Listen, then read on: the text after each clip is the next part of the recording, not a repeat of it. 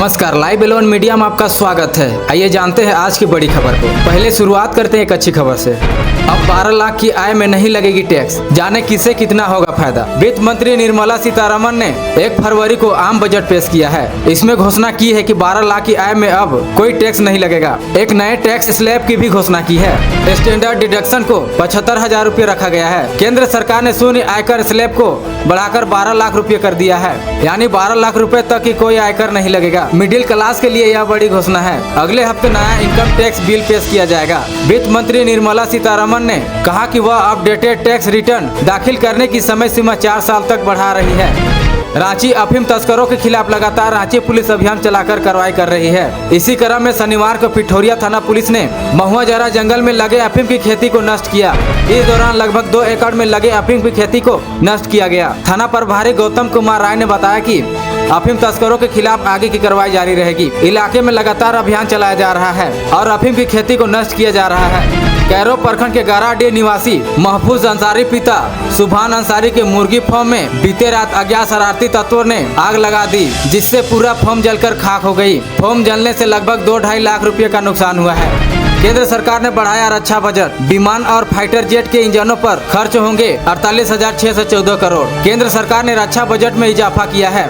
केंद्र सरकार ने रक्षा बजट के लिए 6,81,210 करोड़ रुपए का आवंटन किया है। यह रकम पिछले साल के 6,21,940 करोड़ रुपए के परिव्यय से अधिक है। निर्मला के ऐलान से मालामाल हुआ मिडिल क्लास। अब 24 लाख की कमाई के बाद ही 30% टैक्स। केंद्रीय वित्त मंत्री निर्मला सीतारमण ने बजट पेश कर दिया है। इस बजट में वित्त मंत्री ने कहा है कि अब 12 लाख की सालाना कमाई पर कोई भी टैक्स देने की आवश्यकता नहीं है। बजट पेश होने के बाद प्रधानमंत्री निर्मला सीतारमण के पास पहुँचे। जिस जगह सीतारमण बैठी थी, पीएम ने वहां पहुंचकर उन्हें अच्छे बजट के लिए बधाई दी। उन्होंने यह भी कहा है कि हर कोई आपकी तारीफ कर रहा है क्योंकि बजट बहुत ही अच्छा है। बजट पर तमाम नेताओं के रिएक्शन आ रहे हैं।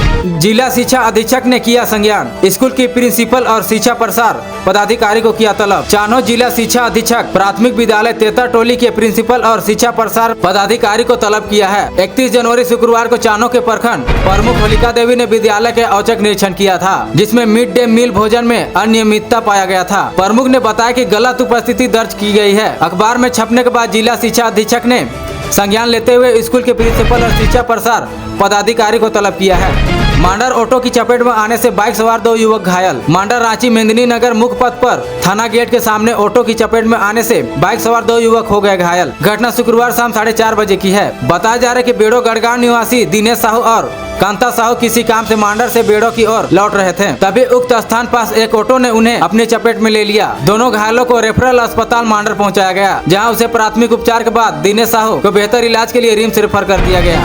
खूटी सिमडेगा मुख्य पथ पर मरचा भालू टोली के पास एक पिकनिक से लौट रही स्कूली बच्चों से भरी बस सड़क के किनारे खड़े ट्रक में टक्कर मार दी। हादसे में 20 से अधिक बच्चे घायल हो गए। इसमें गंभीर रूप से घायल 3 बच्चों को सदर अस्पताल खूटी रेफर कर दिया गया, जबकि अन्य घायलों का इलाज तोरपा रेफरल अस्पताल में चल रहा है। घायलों में 6 से 14 साल के बच्चे शामिल हैं। रांची राजधानी हरमू रोड पंचवटी टावर में स्थित न्यूज 11 के एक भाग जहां मैनेजमेंट ऑफिस है, उसे खाली कराने पुलिस पहुंची है। जानकारी के अनुसार एसडीओ कोर्ट के आदेश के बाद 2 मजिस्ट्रेट की उपस्थिति में दखल दिहानी कार्रवाई की जा रही है। मौके पर कोतवाली डीएसपी प्रकाश रॉय, सुखदेव नगर थाना प्रभारी सहित भारी संख्या में पुलिस बल तैनात है। झारखंड केंद्रीय पुलिस पदाधिकारी एसोसिएशन महा अधिवेशन चुनाव 2025 रांची। दिनांक 1-2-2025 को झारखंड पुलिस केंद्रीय कार्यालय में सप्ताह महा अधिवेशन चुनाव के लिए नामांकन प्रक्रिया कार्य संपन्न हुआ, जिसमें कुल 7 पदों के लिए 29 उम्मीदवारों ने नामांकन पत्र लिया। संध्या 4 बजे तक सभी ने नामांकन पत्र भरकर जमा किया है। नामांकन वापसी की तिथि 4-2-2025 तक संध्या 4 बजे से निर्धारित की गई है।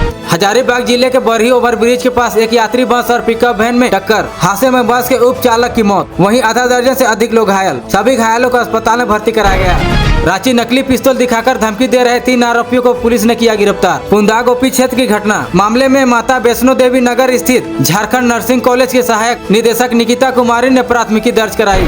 रांची परिवहन मंत्री दीपक बिरुआ ने कहा कि MBI फिटनेस देने में सावधानी बरते। ड्राइविंग लाइसेंस देने की सभी प्रक्रिया को भी सही तरीके से फॉलो किया जाए, जिससे सड़क दुर्घटना में कमी आए। वह शुक्रवार को होटल रेडिसन ब्लू में परिवहन विभाग के तत्वावधान में आयोजित राष्ट्रीय सेमिनार सड़क सुरक्षा 2025 में बतौर मुख्य अतिथि बोल रहे थे। आदत में डालेंगे तो दुर्घटनाओं में कमी। मंत्री ने कहा कि ड्राइविंग लाइसेंस देने की प्रक्रिया को सही तरीके के साथ फॉलो नहीं करने से बहुत सारे ड्राइविंग सीट पर बैठ जाते हैं, लेकिन वाहन चलाने की तकनीकी चीजों को नहीं जानने और समझते हैं, जिससे सड़क दुर्घटना के शिकार हो जाते हैं। पिकअप वैन और ट्रक की आमने सामने की टक्कर में 11 लोगों की मौत, 9 घायल। पंजाब शुक्रवार को पिकअप वैन और मिनी ट्रक की आमने सामने की टक्कर में 11 लोग की मौत हो गई और 9 गंभीर रूप से घायल हो गए। दुर्घटना होते ही राजनीतिक नेताओं की ओर से शोक संदेश आने लगे। हादसा सुबह करीब 8 बजे जिले के गुरहरसराय सब डिवीजन के मोहन के उत्तर गाँव के पास फिरोजपुर फजिलका रोड पर हुआ। पुलिस के मुताबिक एक पिकअप वैन में करीब 25 लोग सवार थे, जो वेटर के काम करते थे और शादी समारोह के लिए जलालाबाद जा रहे थे। जैसे ही पिकअप मोहन के उत्तर गांव के पास पहुंची, उसके चालक ने कथित तौर पर एक अन्य वाहन को ओवरटेक करने की कोशिश में अनियंत्रित खो बैठे और आखिरकार विपरीत दिशा से आ रहे ट्रक से जा टकराया। 8 लोगों की मौके पर ही मौत हो गई, जबकि 3 ने नजदीकी अस्पताल में दम तोड़ दिया।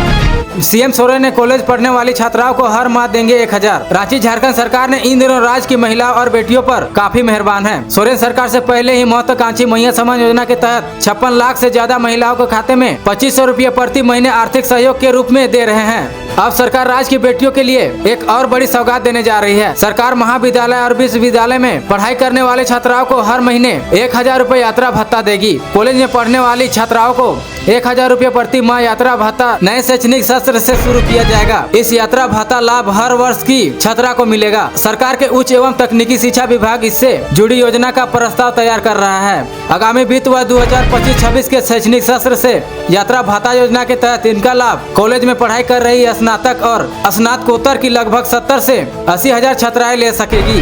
हाईवे में सिलेंडर से भरी ट्रक में ब्लास्ट, 3 किलोमीटर दूर तक दिखी आग की लपेटे, घर छोड़कर भागे लोग। उत्तर प्रदेश के गाजियाबाद थाना टीला मोड़ क्षेत्र में दिल्ली वजीराबाद रोड पर भोपुरा चौक के पास गैस सिलेंडर से भरा ट्रक अचानक भीषण आग की चपेट में आ गया, जिसके बाद सिलसिलेवार विस्फोट होने लगे। यह धमाका इतना जोरदार था कि 2 से 3 किलोमीटर दूर आवाजें सुनी गई। आग की घटना के बाद दमकल कर्मी मौके पर पहुंचे, लेकिन सिलेंडरों में लगातार विस्फोट हो रहे थे। इसके कारण वे ट्रक तक नहीं पहुंच पा रहे थे। विस्फोटों की आवाज आसपास के कई किलोमीटर तक सुनाई दे रही थी। वीडियो में धमाकों की आवाज स्पष्ट सुनाई दे रही थी, जो 2 से 3 किलोमीटर दूर तक रिकॉर्ड किया गया था। आग लगने के कारण अभी तक पता नहीं चल सका है। हालांकि इस घटना में अब तक किसी का हताहत होने या घायल होने की सूचना नहीं है। बजट में क्या हुआ महंगा और क्या हुआ सस्ता। नई दिल्ली केंद्रीय वित्त मंत्री निर्मला सीतारमण बजट 2025-26 पेश करते हुए आम जनता को बड़ी राहत दी है। बजट में जीवन रक्षा दवाओं और कैंसर की दवाओं को सस्ता करने का ऐलान कर दिया है। इसके तहत इन दवाओं पर लगने वाली कस्टम ड्यूटी में कटौती की गई है, जिससे मरीजों को इलाज के खर्चे में कमी का फायदा मिलेगा। इसके अलावा इलेक्ट्रॉनिक सामान की कीमतों में भी गिरावट देखने को मिलेगी। LED और LCD टीवी सस्ते होंगे, क्योंकि इन पर लगने वाली कस्टम ड्यूटी को हटाया गया है। इससे उपभोक्ताओं को बेहतर तकनीकी के साथ सस्ते टीवी खरीदने का मौका मिलेगा।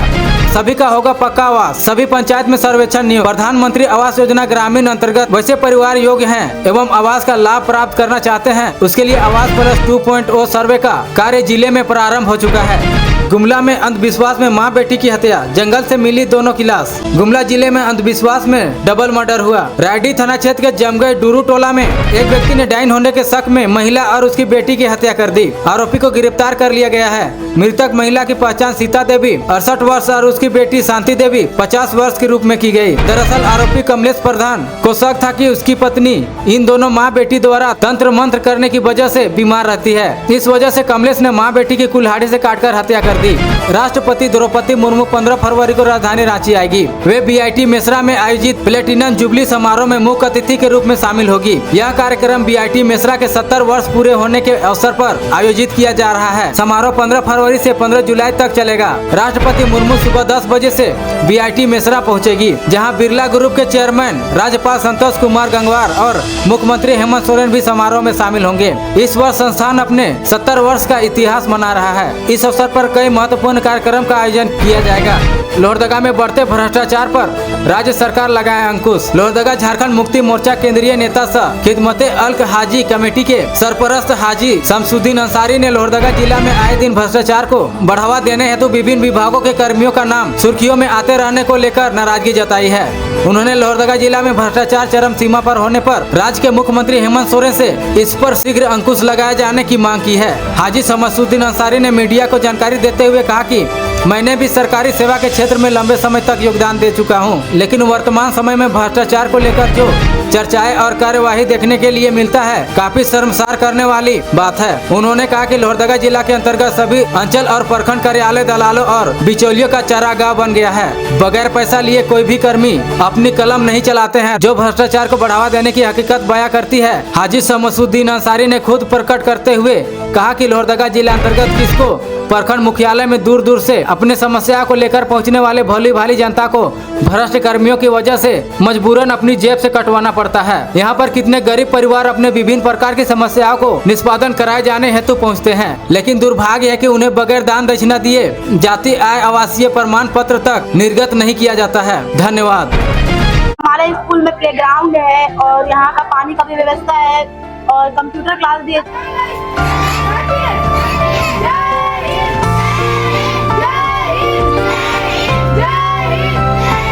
यहाँ हम लोग को टाइपिंग स्किल ये सब सिखाया जाता है, टाइपिंग सिखाया जाता है, पेंटिंग सिखाया जाता है, MS एक्सेल में ये सब सिंटेक्स कैसे निकाले, सम कैसे करो, उसका पूरा बिल कैसे निकाले। हमारे स्कूल का जो लर्निंग प्रोसेस है और स्टडी स्ट्रक्चर्स है वो अदर स्कूल की अपेक्षा बहुत बेटर है। हमारे यहाँ CBSE पैटर्न की सारी पढ़ाइयाँ कराई जाती है, हमारे यहाँ हर तरह की फैसिलिटीज प्रोवाइड की जाती है। खासतौर पर यहाँ पर जो मैं पढ़ाता हूँ बच्चों को, वो उसका आउटपुट मुझे देखने को मिलता है और रिजल्ट भी अच्छा हो रहा है बच्चे को, ठीक है। और मुझे काफ़ी पसंद आता है पढ़ाने बच्चों को, इसलिए क्योंकि यहाँ के बच्चे काफ़ी सीख रहे हैं। आज के नए ज़माने में AI का ज़माना आ रहा है, इसके हिसाब से हम अपने स्कूल को, अपने बच्चों को उसी तरह से बताने की कोशिश करते हैं। डिजिटल लर्निंग को ज़्यादा फोकस करते हैं।